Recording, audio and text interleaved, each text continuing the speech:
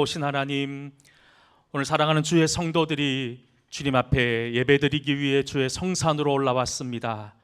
이제 주의 말씀을 듣사오니 오늘 이 시간 선포되어지는 말씀 가운데 우리를 도우시는 하나님의 은혜를 깨닫고 돌아가는 믿음의 성도들 다 될 수 있도록 하나님께서 함께하여 주시옵소서.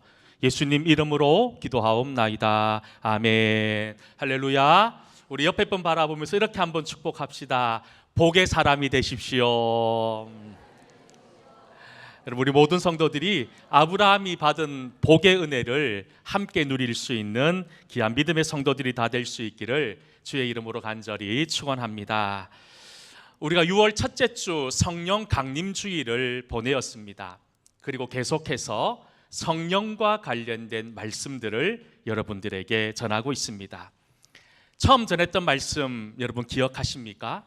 마가의 다락방에 임했던 성령 강림은 변할 것이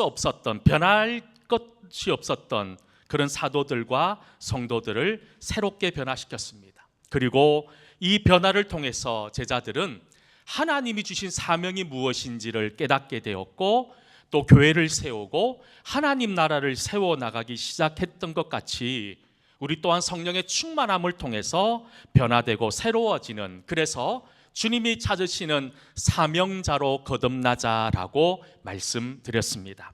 그리고 지난주 이 성령 강림은 이 세상과 교회의 주인이 하나님이심을 만방에 알리는 위대한 사건이라고도 여러분들에게 말씀드렸습니다.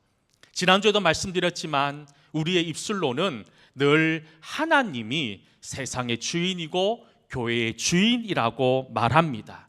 하지만 여전히 이 세상, 그리고 우리 교회 안에는 사람이 주인되고 세상에 의해 좌지우지되는 곳이라 잘못된 생각을 가진 성도들이 많이 있다는 거예요. 그러니 여러분, 우리는 이 성령 강림을 통해서 다시 한 번 더 이 세상과 이 교회의 주인이 하나님이심을 온전히 드러낼 수 있는 믿음의 성도들이 되어야 될 줄 믿습니다. 사랑하는 성도 여러분, 우리 모두는 성령의 사람입니다. 성령의 충만함을 입은 사람이라는 이야기지요. 그렇다면 우리는 달라져야 합니다. 여전히 나를 이끌어가고 있는 힘이 옛날에 그 썩어져 없어질 옛 습관들을 소망하며 살아가고 있지는 않습니까? 교회와 세상의 주인이 주님이 아니라 이 세상이라고 말하고 있는 사람이 내가 아닌지를 돌아보면서 정말로 주님이 주신 그 하나님의 은혜로, 정말로 주님이 주시는 마음으로 살아갈 수 있는 그런 저와 여러분 모두 다 될 수 있기를 다시 한 번 더 간절히 축원합니다. 사람은요, 태어나는 순간 누군가의 도움을 받아야 합니다. 어릴 때는 부모님의 도움을 받아야 하고요, 학교에 가면 선생님의 도움을 받아야 합니다. 그리고 학교를 졸업해서 사회, 직장에 나가면 직장 동료들이나 직장 상사의 도움이 필요합니다. 병들었을 때는 의사의 도움이 필요하고요, 우리 어르신들, 나이 지긋하신 어르신들은 요양보호사나 간병인의 도움이 필요합니다. 어딜 가나 우리는 누군가의 도움으로 인해서 이 자리에 서 있는 거예요. 그런데 여러분 어떻습니까? 누군가의 도움, 이 사람의 도움은 언제나 분명한 한계가 있다는 겁니다. 이런 한계와 연약함을 아시는 주님께서 우리에게 보혜사를 보내주셨는데, 이 보혜사라고 하는 말은 성령의 또 다른 이름이라는 겁니다. 헬라어로 파라클레토스라고 하는 이 보혜사, 이 뜻은 우리를 돕기 위해 부름받은 자라고 하는 뜻을 가지고 있다는 겁니다. 어떨 때는 상담자로, 어떨 때는 위로자로, 어떨 때는 선생님으로, 어떨 때는 의사로 도와주시고 인도하시는 분이 바로 성령 하나님, 그 하나님이라는 거예요.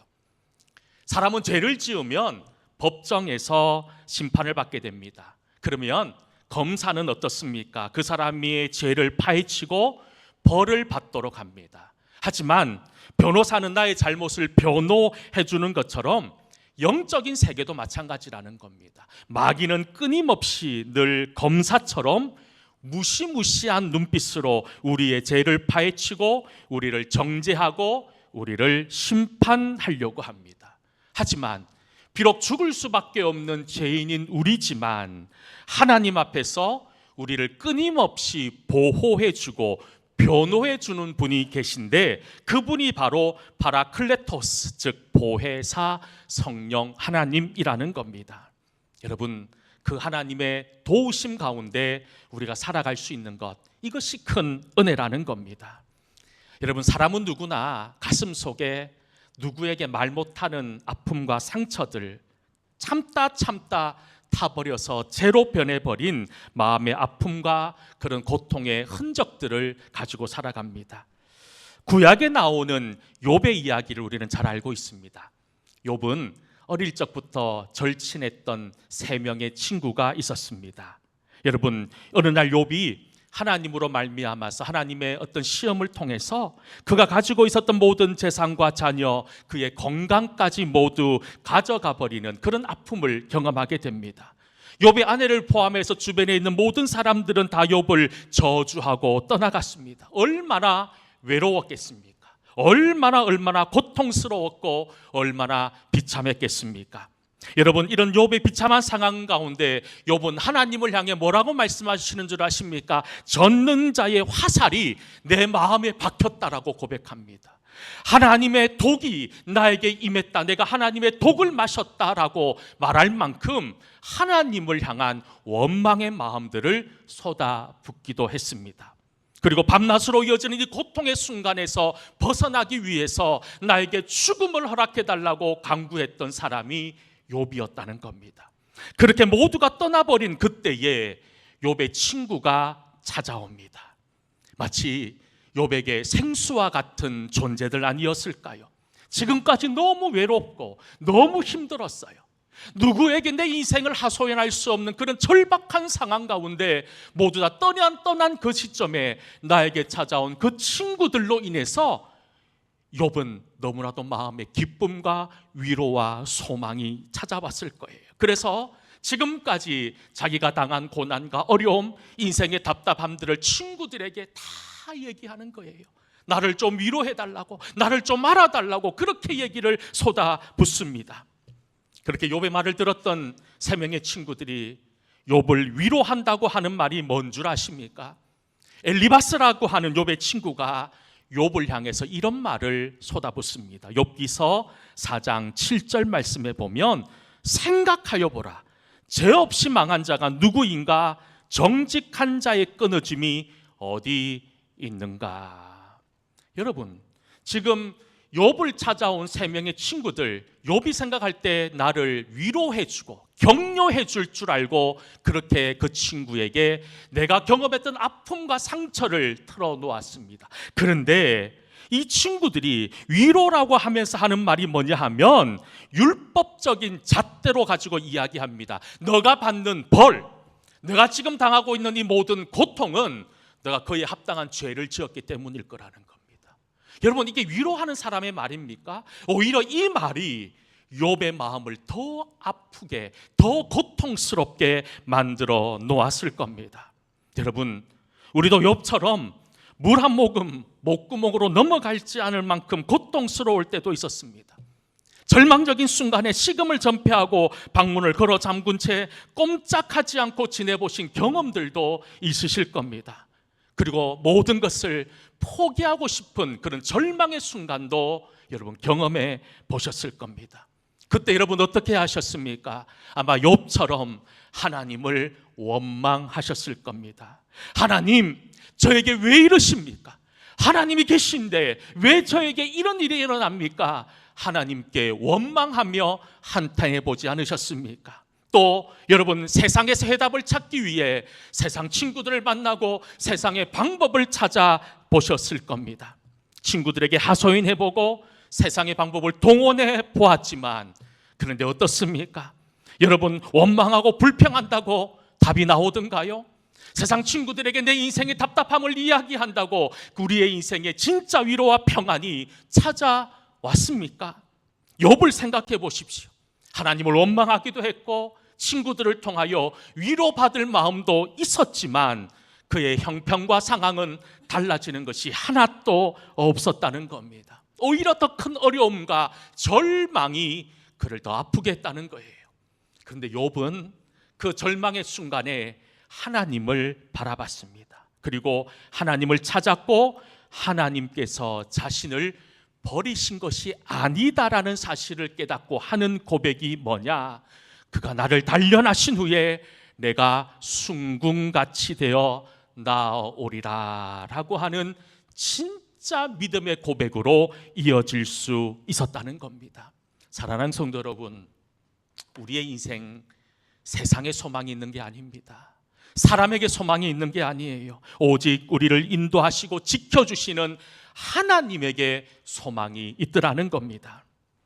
우리나라가 제일 잘 사는 나라가 되었습니다. 여러분, 그런데 OECD 국가 중에서 자살률 1위라는 불명예를 여전히 가지고 있습니다.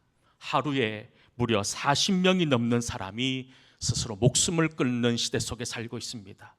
여러분, 이 문제를 해결하기 위해 우리나라 정부는요, 엄청난 예산을 쏟아붓고 있습니다. 그런데 이 문제, 이 자살의 문제가 해결되어지지 않는다는 겁니다.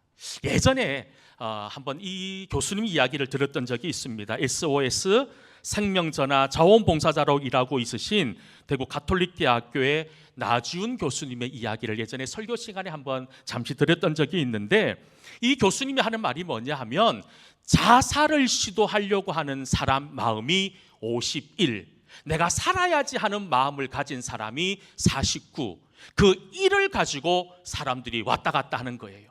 그 무게의 중심이 1로 가면 그 사람은 자살하는 것이고, 이쪽 반대편으로 가면 살 수 있는 희망을 가진다는 거예요. 그래서 SOS 상담 전화를 통해서 이 자살하려고 하는 사람들의 전화를 받습니다. 그러면 그 사람들이 자기의 인생을 하소연합니다. 못 사는 이유, 내가 이렇게밖에 할 수 없는 이유들, 그런 이야기를 할 때 누군가가 내 이야기를 들어주고 있고 힘든 부분을 공감하고 있다는 그 사실 때문에 거의 대부분의 사람들이 자살하려고 했던 마음을 접고 내가 새로운 삶을 살아야지라고 다짐하고 전화를 끊는다는 거예요. 그런데 문제는 이게 오래가지 못한다는 겁니다. 그렇게 전화했던 사람들, 안타깝지만 다시 죽음의 길에 놓인다는 겁니다. 무슨 말입니까? 우리 인생의 문제는 세상의 제도와 세상의 어떤 여러 가지 세상의 방법으로 해결할 수 있는, 사람의 힘으로 해결할 수 있는 것이 아니라는 겁니다. 그러면 무엇으로 이 문제를 해결해야 됩니까? 그 답은 하나님 하나밖에 없다는 거예요. 시편 139편 1절과 4절은 이렇게 우리에게 말씀하고 있습니다. 우리 같이 한번 시편 139편 1절과 4절 말씀을 함께 읽어보도록 하겠습니다. 여호와여, 주께서 나를 살펴보셨으므로 앉고 일어섬을 아시고 멀리서도 나의 생각을 밝히 아시오며 나의 모든 길과 내가 눕는 것을 살펴보셨으므로 나의 모든 행위를 익히 아시오니 여호와여, 내 혀의 말을 알지 못하는 것이 하나도 없으시리다. 아멘. 사람들은요, 저도 그래요. 제 마음속에 있는 아픔과 상처 누군가에게 말하려고 하지 않습니다. 오히려 그것이 저를 향한 공격의 이유가 될 때도 있고, 오히려 위로한다고 하는 말이 저에게 더 큰 상처가 되는 것들을 경험했던 적이 있어서 웬만하면 저의 마음의 아픔들을 잘 표현하고 드러내지 않으려고 합니다. 이것은 저만의 이야기가 아니라 우리 모두의 이야기일 거예요.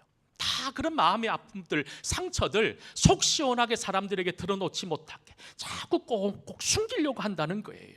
그런데 오늘 시편 139편에 뭐라고 얘기합니까? 우리가 아무리 숨겨도, 우리가 아무리 감추려고 해도 우리를 아는 분이 있다는 거예요. 정확하게 우리를 꿰뚫고 있는 분이 있다는 거예요. 내가 지금 어떤 상태인지, 내가 무엇이 힘든지, 나를 어렵게 하고 아프게 하는 것이 무엇인지 정확하게 꿰뚫고 있으신 분이 계신데 바로 주님이라는 겁니다. 주님은 우리가 어디가 고장났는지, 우리가 왜 이런 삶을 살고 있는지 정확하게 알고 계시기에 그 우리의 연약함과 우리의 아픔을 치료하기 위해 누구를 보내주셨느냐? 바로 보혜사 성령 하나님을 우리에게 보내주셨다는 겁니다. 오늘 함께 예배드리기 위해 주의 성산에 올라오신 여러분들, 다 마음의 어려움들이 있습니다. 해결하지 못했던 인생의 어려움과 슬픔들과 고통의 문제들을 다 가지고 있지 않습니까? 그런데 여러분, 그 문제를 정말 주님의 마음으로 주님께로 내려놓되 주님께서 여러분들의 연약함을 채우시고 가장 좋은 길로 인도하여 주실 줄을 믿습니다. 그러니 하나님께 소망을 두는 저와 여러분 될 수 있기를 축복합니다. 여러분, 우리가 엘리야 선지자를 잘 알지요. 엘리야 선지자는 어떤 사람입니까? 뭐 다른 걸 다 모르겠지만 우리가 잘 아는 것처럼 이스라엘 역사상 가장 악랄했던 왕으로 기억되는 아합 왕과 그의 사악한 왕비 이세벨을 추종했던 바알의 선지자 450명과 아세라 선지자 400명, 즉 850대 1로 갈멜산에서 싸웠던, 영적인 싸움을 싸워서 위대한 승리를 거두었던 위대한 선지자가 엘리야입니다. 이렇게 위대한 승리를 거두고 그 당시 아합 왕의 부인이었던 이세벨이 엘리야에게 이렇게 얘기합니다. 내가 내일 아침에 너를 어떤 수단을 동원해서든지 죽일 거다. 너는 이 세상 사람이 되지 않을 거야. 그 살인의 위협 가운데 이 엘리야가 마음이 쓸어내려져 버립니다. 이 위대한 승리 이후에 여러분, 이 엘리야가 이 한 여인의 위협 앞에 사로잡혀 광야로 도망가 버립니다. 로뎀 나무 아래 앉아서 자기의 형편을 바라보면서 현실 앞에서 여러분 눈물 흘리며 하나님께, 하나님 저의 생명을 가져가 주십시오라고 한탄하며 기도했던 사람이 엘리야였던 겁니다. 여러분, 다시 말해 엘리야가 위대한 승리를 거두었다 하더라도 그 또한 우리와 똑같은 연약한 사람이었다는 겁니다. 약했다는 거예요. 그렇게 여러분 지쳐있는 엘리야 선지자, 잠들어 있을 때 누군가가 엘리야를 찾아와서 그의 몸을 어루만져 줍니다. 열왕기상 19장 5절과 7절 말씀에 보면 그때의 상황을 이렇게 말씀합니다. 함께 읽어봅시다. 로뎀 나무 아래에 누워 자더니 천사가 그를 어루만지며 그에게 이르되 일어나서 먹으라 하는지라. 본즉 머리맡에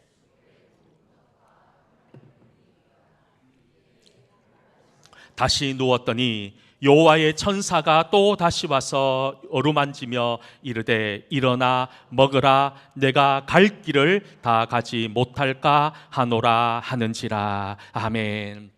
절망 가운데 있는 엘리야에게 천사가 나타났습니다. 그리고 천사가 엘리야에게 거창한 것을 한 게 아니에요. 부드러운 손길로 엘리야를 어루만지면서 고작 한마디 했습니다. 먹어라, 먹어라. 여러분, 그저 이렇게 만져주고 말 한마디 한 것이 전부였는데 잊어버리고 있었던 하나님을 엘리야는 알게 되고 다시 한 번 더 깨닫게 되었다는 겁니다. 성령님이 하시는 일도 이와 같다는 겁니다. 우리에게 인생에 어려움이 있고 내 마음 가운데 도저히 내 힘으로 감당할 수 없는 절망의 상황 가운데 우리는 하나님을 잊어버립니다. 하나님이 나와 함께 하지 않는 것 같아요. 나 혼자밖에 없는 것 같아요. 그래서 답이 없는 이 세상 가운데 그저 고민하다 지쳐가다 절망하며 죽을 수밖에 없는 사람 아닙니까? 그런데 우리에게 하나님, 성령 하나님 보혜사를 보내주셨어요. 요한복음 14장 26절, 우리가 오늘 함께 읽은 본문의 말씀입니다. 성경은 이렇게 말씀합니다. 보혜사 곧 하나님께서 내 이름으로 보내실 성령, 그가 너희에게 모든 것을 가르치고 내가 너희에게 말한 모든 것을 생각나게 하리라 라고 말씀합니다. 여러분, 그렇습니다. 모든 사람이 절망의 순간을 맞이합니다. 아니, 지금 절망의 때를 보내고 있는 분이 있으실 겁니다. 그때 우리를 하나님이 생각나게 만들어주는 분이 있다는 겁니다. 그것이 누구냐? 바로 하나님이었다는, 성령님이었다는 거예요. 엘리사에게 천사가 나타나서 잊어버렸던 하나님을 깨닫게 했던 것처럼 이 땅을 살고 있는 저와 여러분, 하나님을 잊어버린 채 살고 있는 여러분들에게 하나님 찾아오셔서 성령 하나님을 보내주셔서 하나님을 기억나게 한다는 겁니다. 하나님이 나를 얼마나 사랑하는지, 내가 하나님의 어떤 사람인지를 깨닫게 하시며 다시 일어날 수 있는 새 힘을 주시는 분이 성령 하나님이라는 겁니다.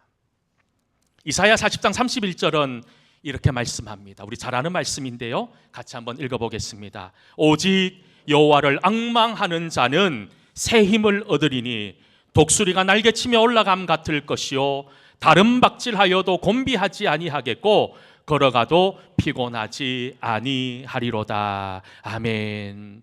여러분, 하나님의 말씀을 그저 머리로만 알고 있으면 정말 아무런 능력이 나타나지 않습니다. 하나님을 성령님께서 깨닫게 하시면 절망 위에 은혜를 더하여 주시고 깨닫게 해주시는 새로운 소망을 허락해 주신다는 거예요. 우리가 성령님을 통해서 하나님을 알게 되면 이사야 40장 31절 말씀처럼 새 힘을 얻을 수 있는 겁니다. 독수리가 날개치며 올라가는 것처럼 하늘을 향해 헐헐 날아갈 수 있는 것이고 다른 박질하여도 곤비하지 않고 걸어가도 피곤치 않는 믿음의 역사가 우리 속에 일어나게 된다는 겁니다. 여러분, 혹여나 내 인생의 답답한 문제로 인하여 하나님이 보이지 않으시는 그런 시간을 보내고 있습니까? 그럴 때 성령님의 도우심을 구할 수 있기를 원합니다. 여러분, 그럴 때 하나님 여러분들을 찾아오셔서 하나님을 깨닫게 하시고 하나님을 만나게 해주실 것입니다. 이 세상에서 가장 행복한 사람은 어떤 사람입니까? 바로 하나님의 인도하심과 하나님의 도우심 가운데 있는 사람 아닐까요? 그래서 오늘 본문 로마서 26장 우리가 잘 아는 말씀 이렇게 이야기합니다. 이와 같이 성령도 우리의 연약함을 도우시나니 우리는 마땅히 기도할 바를 알지 못하나 오직 성령이 말할 수 없는 탄식으로 우리를 위하여 친히 간구하시느니라. 할렐루야. 이런 하나님의 역사가 여러분들 속에 충만할 수 있기를 기도합니다. 오늘 우리 장로님 기도하셨지요. 이번 주는 6.25가 있는 주간입니다. 우리나라 이 6.25 시간을 보내면서 얼마나 참담하고 얼마나 고통의 시간을 보내었습니까? 하지만 이 나라가 하나님의 나라로 새롭게 세워질 수 있었던 것은 우리의 연약함을 도우시는 성령 하나님이 계셨고 절망의 순간에 기도할 바를 알지 못한 채 죽어가는 우리를 위하여 탄식하며 우리와 함께 하셨던 성령 하나님이 계셨기 때문에 이 땅 대한민국이 존재하고 있다는 사실 또한 여러분 잊지 않기를 간절히 소망합니다. 교회들마다 어려움 없었던 교회가 어디 있습니까? 모든 교회들이 아픔의 역사들을 가지고 있습니다. 하지만 교회가 지금까지 든든히 서 있는 이유가 무엇입니까? 지난주도 말씀드렸지만 성령께서 이 교회의 주인이시기 때문에 그렇다는 겁니다. 이 하나님, 이 성령 하나님의 은혜를 통하여 여러분 더 이상 절망하고 좌절하고 힘들어하는 인생이 아니라 주님과 함께함으로 믿음을 가지고 주님이 원하시는 소망, 사명을 향해 달려갈 줄 아는 온전한 믿음의 성도들이 다 될 수 있기를 주의 이름으로 간절히 축원합니다. 우리 함께 찬양 드렸으면 좋겠습니다.